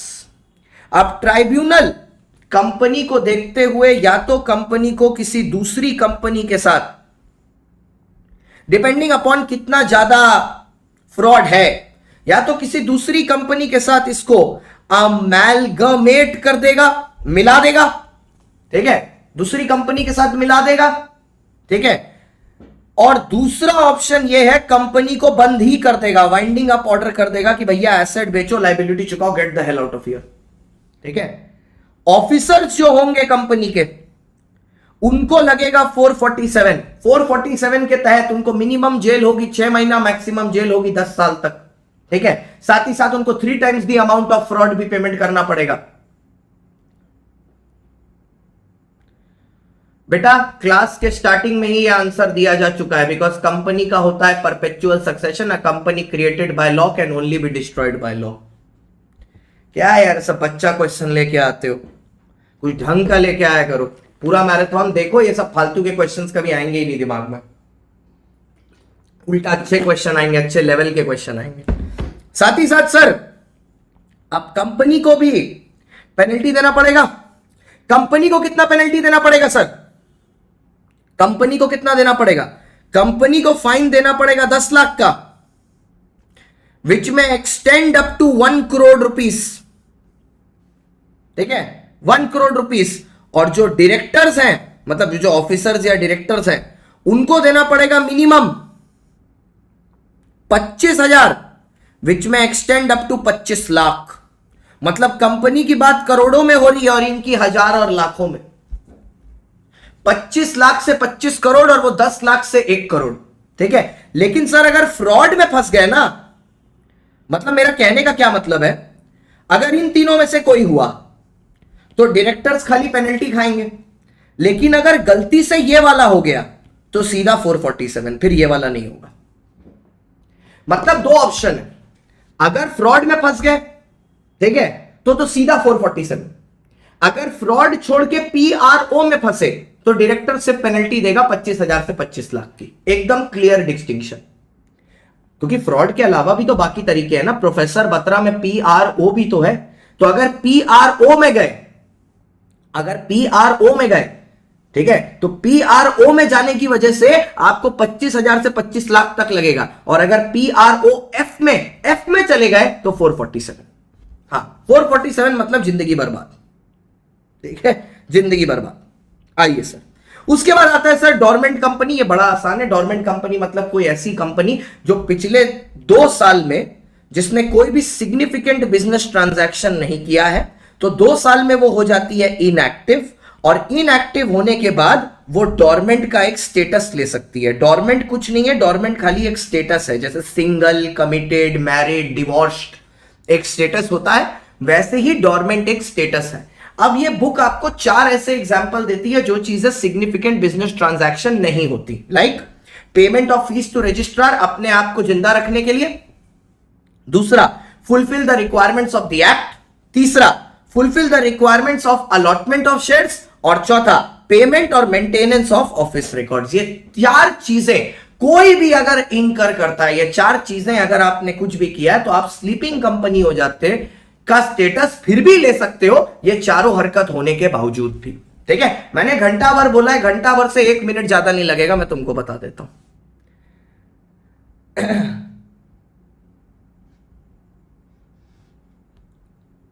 ठीक है, एकदम बता देता हूं मैं आपको। आना सर, नेक्स्ट। उसके बाद आता है सर निधि कंपनी। ये फालतू की डेफिनेशन है। Nidhi company means any company which is engaged or recognised as a Nidhi company, जो काम करती है थ्रिफ्ट और सेविंग्स को प्रमोट करने के लिए। पब्लिक फाइनेंशियल इंस्टीट्यूशन क्या है? पीएफआई मतलब एक ऐसी कंपनी जो एक्चुअली में सरकारी कंपनी है, जिसमें 51% गवर्नमेंट की ही होल्डिंग है। ठीक है, और इसमें कौन कौन सी कंपनियां आती हैं? एलआईसी, जीवन के साथ भी जीवन के बाद भी। IDFC, infrastructure development finance company. अब सुनो सर, तो एलआईसी हो गया, फिर आईडीएफसी हो गया, ठीक है, और उसके बाद आता है sir unit trust of India, UTI. ठीक है, unit trust of India, UTI. ठीक है, और फिर नेक्स्ट है सर, नेक्स्ट है प्रोड्यूसर कंपनीज, और last but not the least RBI. ये सारी की सारी इंडिया में पब्लिक फाइनेंशियल इंस्टीट्यूशन होती है। ठीक है, 2 पेज में पूरा का पूरा एक्ट करना है दीपा जी को। आप सुनिए सर, अब मैं जिस चीज का इंतजार कर रहा था, ध्यान से देखिएगा। ठीक है, मेरे को एक कंपनी बनानी है सीएचजी लिमिटेड। ठीक है, सुना हुए? चलो, मेरे को एक कंपनी बनानी है सीएचजी लिमिटेड। ठीक है, सबसे पहले मैं जाऊंगा एक आदमी के पास जिसका नाम है promoter. Promoter is defined under section 269। Promoter कौन होता है? प्रमोटर मतलब एनसीडी। प्रमोटर मतलब वो आदमी जिसका नाम, ठीक है, कंपनी के एनुअल रिटर्न में लिखा है या प्रोस्पेक्टस में लिखा है। ठीक है, प्रोस्पेक्टस में लिखा है, या जो कंट्रोल करता है कंपनी के अफेयर्स को, या सर जो डायरेक्ट करता है, ठीक है, कंपनी के बिजनेस को। ठीक है, डायरेक्ट करता है board of directors, sorry business को नहीं, कि directs the board of directors. देंगे दीपा, समरी बना रहे हैं 2 पेज में पूरा 5 एक्ट। ठीक है, प्रमोटर। अब प्रमोटर सबसे पहले मेरे को पता है क्या बोलता है, बोलता है सर आप ये डिसाइड कर लो कि आप किस टाइप की कंपनी बनाना चाहते हो और उस टाइप से आदमी ले आओ। तो सबसे पहले आता है section 3। Section 3 is number of members. मतलब सर अगर आपको ओपीसी बनाना है तो आप अकेले एक ठीक हो। अगर आपको प्राइवेट कंपनी बनाना है तो आपको 2 चाहिए, और अगर आपको पब्लिक कंपनी बनाना है तो आपको चाहिए 7। ठीक है, उसके बाद आता है सर सेक्शन नंबर 4। ध्यान से देखना मेरे भाई, सब कुछ यहीं पढ़ाऊंगा। सेक्शन नंबर 4 में सबसे पहले 256 में डिफाइन किया जाता है मेमोरेंडम ऑफ एसोसिएशन को। एक वर्ड मेमोरेंडम क्या है? Memorandum is the charter of the company. ठीक है, चार्टर ऑफ द कंपनी का मतलब क्या है? ये कंपनी का, ओए भाई 38 मिनट है ना, 30 मिनट ध्यान से सुन लो, ये खत्म होने वाला है। Charter of the company, charter मतलब ये है कंपनी का इंट्रोडक्शन दुनिया को, कि सर ये मेरी कंपनी है, ये काम करती है, ये काम नहीं करती, this is the company that is there in front of you. उसका कंपनी का इंट्रोडक्शन होता है। मेमोरेंडम में सर 6 क्लॉजेस होते हैं, 1 2 3 4 5 6। इससे पहले आप बोलो कि सर ये नोटिंग शेयर कर देना, मैं कर दूंगा। सबसे पहले आता है नेम क्लॉज, जिसमें कंपनी का नाम लिखा होता है। नाम करते टाइम 2 चीज याद रखना है कि ये नाम किसी दूसरे के नाम के साथ आइडेंटिकल नहीं होना चाहिए, और किसी दूसरे का और नाम अनडिजायरेबल नहीं होना चाहिए, गाली गलौच नहीं यूज करना है नाम में। उसके बाद आता है sir situation clause. Sir situation clause का मतलब क्या होता है कि सर इसकी ना एक पर्टिकुलर जगह होनी चाहिए। ठीक है, जगह होनी चाहिए, सिमिलैरिटी होनी चाहिए, मतलब आपके रजिस्टर्ड ऑफिस का एड्रेस यहां पर लिखा जाता है। वैसे तो आप फुल एड्रेस दे सकते हैं, लेकिन मांगता सिर्फ स्टेट का एड्रेस है। उसके बाद आता है ऑब्जेक्ट क्लॉज। सर ये जो ऑब्जेक्ट क्लॉज होता है, ये कंपनी के ऑब्जेक्ट्स डिफाइन करता है। अब इसी से मैं चीजें यहां पर खींचूंगा। सर जो चीज कंपनी के ऑब्जेक्ट के बाहर है, उस चीज को बोला जाता है अल्ट्रा विरेस। अल्ट्रा विरेस का मतलब होता है beyond your powers, beyond your powers. तो अगर कोई चीज कंपनी के लिए अल्ट्रा विरेस है, मतलब कंपनी की औकात के बाहर है। ठीक है, और अगर कंपनी उस ट्रांजैक्शन में एंगेज करता है, तो वो ट्रांजैक्शन कंपनी के लिए हो जाता है सर, मेरे भाई मेरे दोस्त, वो हो जाता है वॉइड। और एक वॉइड ट्रांजैक्शन के अंदर ना तो कंपनी के ऊपर भी केस नहीं हो सकता, और कंपनी किसी दूसरे को भी सू नहीं कर सकती। ना the company can be sued, ना anyone else can sue the company. इसमें अगर कोई कंपनी कोई प्रॉपर्टी अक्वायर करती है या कैश अक्वायर करती है, उस पे कंपनी का कोई कंट्रोल नहीं होता। और जो आउटसाइडर कंपनी के साथ इस ट्रांजैक्शन में एंगेज किया है, वो कंपनी पर इंजंक्शन ऑर्डर फाइल कर सकता है और कंपनी को रिस्ट्रेन कर सकता है वो प्रॉपर्टी या उस चीज को इस्तेमाल करने से। रिस्ट्रेन कर सकता है, रोक सकता है। ठीक है, ये पूरा ड्राफ्ट आपको नीचे तक समझ में आया तो मेरे को बता दीजिए। पूरा का पूरा अल्ट्रा विरेस मैंने यहीं तोड़ दिया है ऑब्जेक्ट क्लॉज को शुरू करते हुए ही। ऑब्जेक्ट क्लॉज के बाद आता है सर लाइबिलिटी क्लॉज।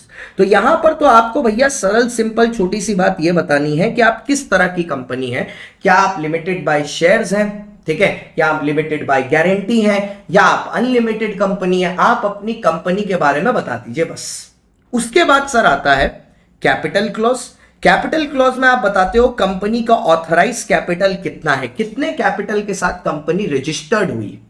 ठीक है, और last but not the least आता है association clause. Sir association clause वो क्लॉज होता है जो कंटेन करता है कंपनी के मेंबर्स का, फर्स्ट मेंबर्स का नाम और उनका एड्रेस।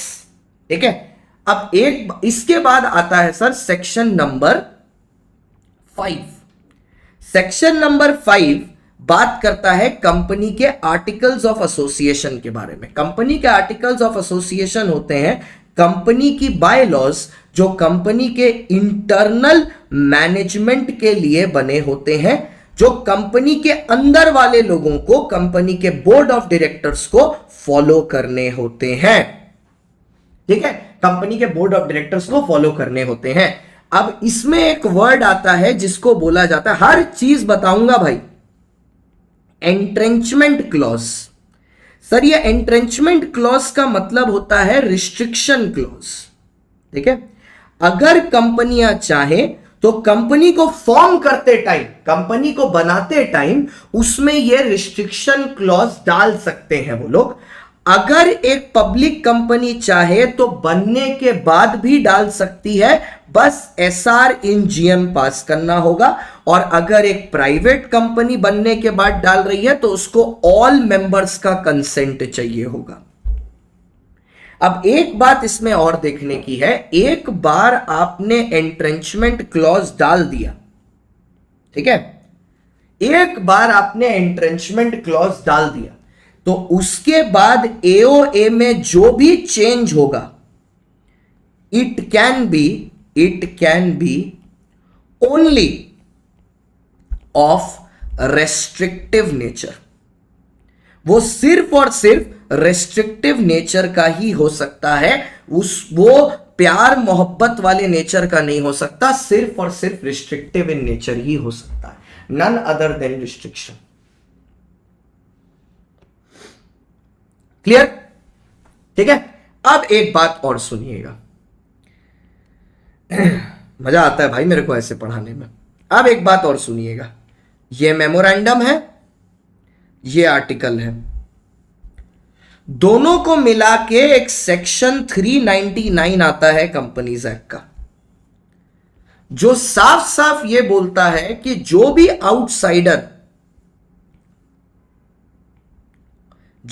आउटसाइडर कंपनी के साथ डील कर रहा है ना, उसको कंपनी के साथ डील करने से पहले एमओए, एओए और जो भी स्पेशल रेजोल्यूशन कंपनी ने पास किए हैं ये सब रीड करके आना है। क्योंकि अगर वो बिना रीड किए ये आता है और कंपनी उसके साथ फ्रॉड कर देती है, then outsider will receive no protection. इनको कोई भी प्रोटेक्शन रिसीव नहीं होगी from the company, from the law, from the court. और क्योंकि ये मेमोरेंडम आर्टिकल, ठीक है, मेमोरेंडम आर्टिकल, स्पेशल रेजोल्यूशन, ये सारी चीजें ये जो मेमोरेंडम आर्टिकल और एसआर है ना, सुनो, ये क्योंकि कंपनी ने बाहर वालों को दे के रखा है, मतलब आरओसी के पास इनकी कॉपी है, इसीलिए ये नोटिस की तरह अवेलेबल है सबके पढ़ने के लिए। इसीलिए ये 399 को नाम दिया गया है डॉक्ट्रिन ऑफ कंस्ट्रक्टिव नोटिस। इसको नाम दिया गया है doctrine of constructive notice, doctrine of constructive notice, doctrine of constructive notice, इसीलिए इसको यह नाम दिया गया है ना। तो यह हो गया sir 399 doctrine of constructive notice. अब सर आगे, अब आर्टिकल बन गया हमारे, इसके बाद एक सेक्शन नंबर 6 आता है, इसको मैं लाल से लिखूंगा क्योंकि यह सेक्शन आपका अभी नहीं है फाउंडेशन में, इंटरमीडिएट में आएगा। यह सेक्शन खाली यह बताता है कि ऑर्डर वाइज और पावर वाइज सबसे ऊपर कंपनीज एक्ट है, उसके नीचे मेमोरेंडम है और उसके नीचे आर्टिकल है। मतलब आर्टिकल में कुछ भी ऐसा नहीं लिखा होना चाहिए जो मेमोरेंडम और कंपनी के एक्ट के बाहर हो। अरे थैंक यू सो मच बेटा सोमदीप। सिमिलरली मेमोरेंडम में कुछ ऐसा नहीं लिखा होना चाहिए जो कंपनीज एक्ट के पार हो। तो ये सारी बातें सेक्शन 6 में लिखी हैं, लेकिन ये सेक्शन आप इंटरमीडिएट में पढ़ोगे, सीए इंटर में, ठीक है। तो अभी के लिए आप इसको अवॉइड कर सकते हो। इसके बाद सर फाइनली आता है सेक्शन नंबर 7, जिसमें सर आपको करना क्या है, इसमें आपको सेक्शन 7 में 7 डॉक्यूमेंट देने हैं। हम 7 हैं सर। 7 डॉक्यूमेंट कौन से? 7 डॉक्यूमेंट कौन से? देखो हमारे नोट से दूसरे लोग धंधा कर रहे हैं। 7 डॉक्यूमेंट कौन कौन से सर? सबसे पहला डॉक्यूमेंट, सबसे नंबर 1 डॉक्यूमेंट मेमोरेंडम और आर्टिकल, इसीलिए सबसे पहले वही बनवाया। दूसरा डॉक्यूमेंट, आपको एक डिक्लेरेशन लाना होगा। किससे डिक्लेरेशन लाना होगा? किसी सीए से, किसी सीएस से, किसी सीएमए से या किसी एडवोकेट से। क्या चीज के बारे में? कि जो भी मेमोरेंडम और आर्टिकल में ऊपर लिखा है, हाँ शेड कर लेंगे अभी, सारी चीजें ट्रू हैं, सारी चीजें सच हैं जो भी ऊपर लिखा है। उसके बाद एक सेल्फ डिक्लेरेशन देना होता है। सेल्फ डिक्लेरेशन ये कौन देंगे? बाय मेंबर्स, कि उन्होंने कभी भी सीएफओ नहीं किया। मतलब सर जो भी इंफॉर्मेशन ऊपर मेमोरेंडम और आर्टिकल में लिखी है वो कंप्लीट है। कोई भी fraud, F for fraud, F for 5 years में नहीं किया। कोई भी एफ फॉर फ्रॉड पिछले एफ फॉर 5 इयर्स में नहीं किया, और कभी भी कोई ऑफेंस में कन्विक्ट नहीं हुए, मतलब जेल उल नहीं गए हैं। लास्ट में address for correspondence, address for correspondence जहां पर आपको चिट्ठी भेजी जाए, कोरेस्पॉन्डेंस, एड्रेस फॉर कोरेस्पॉन्डेंस जहां पर आपको चिट्ठी भेजी जाए, जहां पर आपसे वार्तालाप किया जाए, ठीक है। उसके बाद सर 3 पर्टिकुलर्स आते हैं। 3 पर्टिकुलर्स आते हैं। पर्टिकुलर्स मतलब कैसे sir? Name, address, fax, email, phone number, ठीक है, और डायरेक्टर आइडेंटिफिकेशन नंबर, डिन नंबर। किसका सर? मेंबर का। अब मेंबर का डिन नहीं होगा, डायरेक्टर का होगा। डायरेक्टर का डिन number, director identification number. Sir बिना डायरेक्टर आइडेंटिफिकेशन नंबर के कोई भी आदमी डायरेक्टर नहीं बन सकता, वो जरूरी है। डायरेक्टर आइडेंटिफिकेशन नंबर, ठीक है। और उसके बाद आता है last but not the least, लाल से लिखूंगा, आपकी कंपनी में जो डायरेक्टर है हो सकता है वो दूसरी कंपनी में भी डायरेक्टर हो। अबे आपकी कंपनी में जो डायरेक्टर है हो सकता है दूसरी भी कंपनी में डायरेक्टर हो, ठीक है, दूसरी भी कंपनी में डायरेक्टर हो, तो उनके डायरेक्टर के इंटरेस्ट की डिटेल, डायरेक्टर इंटरेस्ट डिटेल। कितने मिनट बाकी है मेरे शेड्यूल टाइम में? आओ सर, अब क्या हुआ ना, ये कंपनियां रजिस्टर हो गई। हाँ, अब क्या हुआ सर, ये कंपनी रजिस्टर हो गई, लेकिन उसके बाद क्या हुआ सुनो।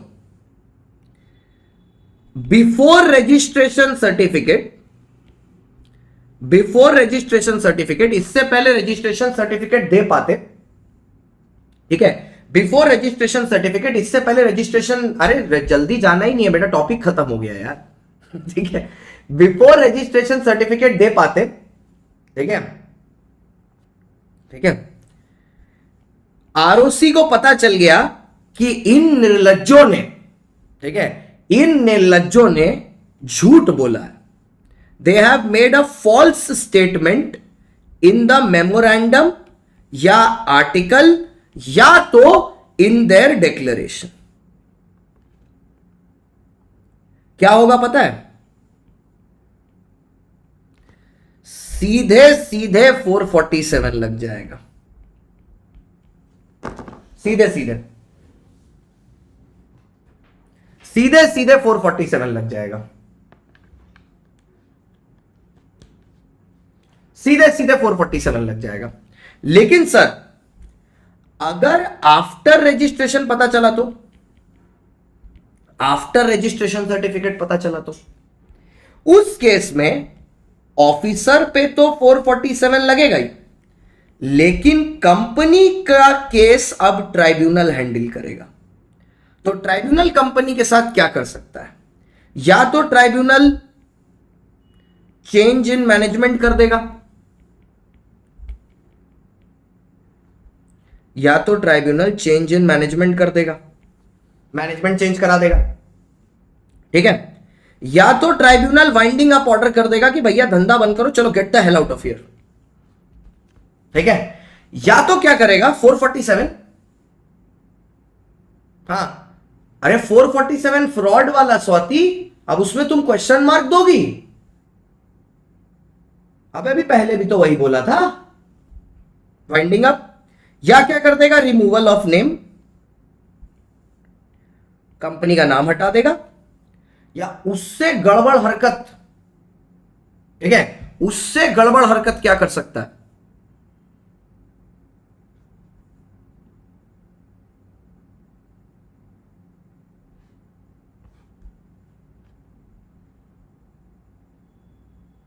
उससे गड़बड़ हरकत क्या कर सकता है बताओगे? उससे संगीन गड़बड़ हरकत क्या कर सकता है? उससे संगीन गड़बड़ हरकत क्या कर सकता है? मैं बताता हूं। Unlimited liability. कंपनी की जो लाइबिलिटी है ना उसको अनलिमिटेड कर देगा। कंपनी की लाइबिलिटी अनलिमिटेड कर देगा। अमेलगमेट नहीं करेगा, वो नहीं करेगा, ये एनपीओ थोड़ी ना। और last but not the least, अगर इतना करके मन नहीं भरा, such other case, such other measure as it may deem fit, such other measure as it may deem fit। कोई भी दूसरा स्टेप जो उसको लगता है सही हो, ठीक है, उसको देख सही हो। अरे बेटा तुमने शायद आस्था अपना चेहरा देख लिया होगा आईने में, आस्था ही थी ना जो भूत भूत कर रही है। बेटा बिना मेकअप के देखने से वो होता है, तो ट्राइब्यूनल ये सब काम कर सकता है। अब देखो सर, अल्ट्रावीरस हो गया, 399 हो गया, ट्राइब्यूनल हो गया, सिर्फ एक चीज बची। बोलो क्या? उसी के लिए तो जगह छोड़ के रखे हैं इधर। अब डॉक्ट्रिन ऑफ कंस्ट्रक्टिव नोटिस का एक दूसरा डॉक्ट्रिन है, दूर का भाई, डॉक्ट्रिन ऑफ इंडोर मैनेजमेंट, जो कि क्या बोलता है कि कंपनी का जो इंटरनल अफेयर्स है ना, वो कंपनी के इंटरनल मैनेजमेंट के लिए, वो कंपनी के इंटरनल मैनेजमेंट के लिए, ठीक है। वो बाहर वाले को पता हो या ना पता हो वो जरूरी नहीं है। लाइक फॉर एग्जांपल, कंपनी को अगर एसआर पास करना था, स्पेशल रेजोल्यूशन, कंपनी ने कर दिया, कंपनी ने बोला ठीक है एसआर पास हो गया। अब बाहर वाला तो क्या देखेगा? एसआर की कॉपी। बट बाहर वाले को यह थोड़ी ना पता है कि सबको मीटिंग में बताया है कि नहीं।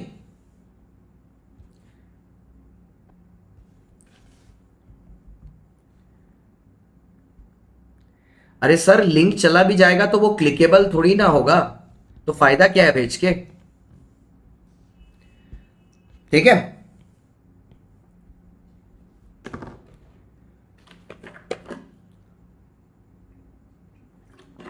ठीक है, इंडोर मैनेजमेंट तो उसको कैसे पता चलेगा, ठीक है।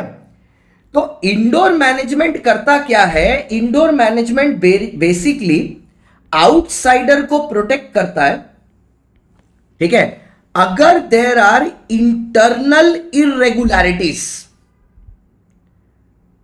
इंटरनल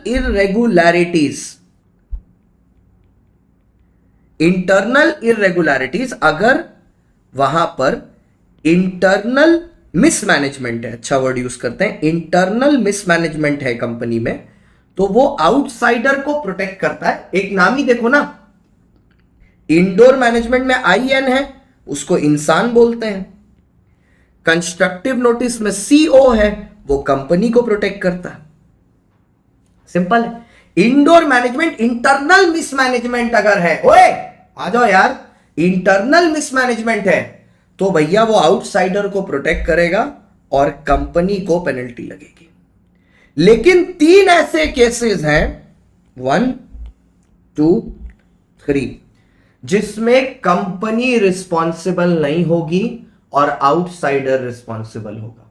इनफैक्ट 3 ऐसे केसेस नहीं है, 2 हैं, तीसरे वाले को मैं लाल से लिखूंगा क्योंकि वो अलग है, ठीक है। सुनो, पहला केस, नॉलेज ऑफ इरेगुलरिटी। क्या बोला? Knowledge of irregularity. हमें पता है कि हमें पता है कि अदानी की कंपनी में अंदर कुछ घोटाला चल रहा है, हमें पता है। अभी इंटरनल मिसमैनेजमेंट बोला ना, अगर मीटिंग की नोटिस दी नहीं गई है, सारे मेंबर्स को बुलाया ही नहीं गया था, तो आउटसाइडर को थोड़ी ना पता चलेगा ये बात।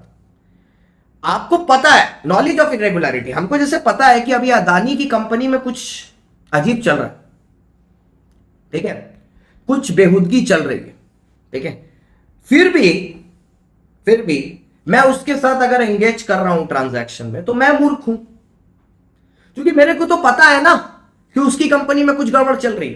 तो ऐसे केस में law will not protect the outsider, क्योंकि यहां तो आपकी अपनी गलती है ना। अब भैया आग में कूदोगे तो जलोगे ही ना, आग में कूदोगे तो जलोगे ही ना। ठीक है, नेक्स्ट, लास्ट, सेकंड लास्ट,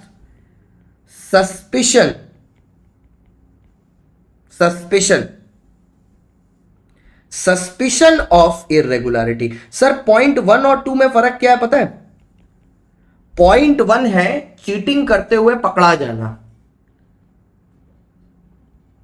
ठीक है, और पॉइंट 2 है शक होना, सस्पिशियस होना, लेकिन पकड़ाना नहीं। सस्पिशन ऑफ इरेगुलरिटी, तो सर सस्पिशन मतलब आपको डाउट था, और सर जब आपको डाउट था ना तो आपको इन्वेस्टिगेट करना चाहिए था। आपने बिना इन्वेस्टिगेट किए अगर कंपनी के साथ एंगेज कर लिया तो वो आपकी केयरलेसनेस थी, ठीक है, आपकी केयरलेसनेस थी, और आपकी केयरलेसनेस के लिए आप कंपनी को रिस्पॉन्सिबल नहीं कर सकते। लास्ट 1 मिनट है, फॉर्जरी। मैंने क्यों बोला, मैंने फॉर्जरी को लाल में क्यों लिखा? फॉर्जरी मतलब होता है जब कोई आदमी किसी का सिग्नेचर कॉपी करता है। फॉर्जरी जो है वो नलिटी है, मतलब ये कंपनी के अगेंस्ट भी एनफोर्सिएबल नहीं होती। इसमें जो आदमी, जो डायरेक्टर ने दूसरे डायरेक्टर का सिग्नेचर फॉर्ज किया है वो डायरेक्टर पर्सनली लायबल होगा। इसीलिए मैंने इसको लाल से लिखा है, क्योंकि यहां पर कंपनी लायबल नहीं होती, डायरेक्टर लायबल होता है। And that ends your marathon for companies act.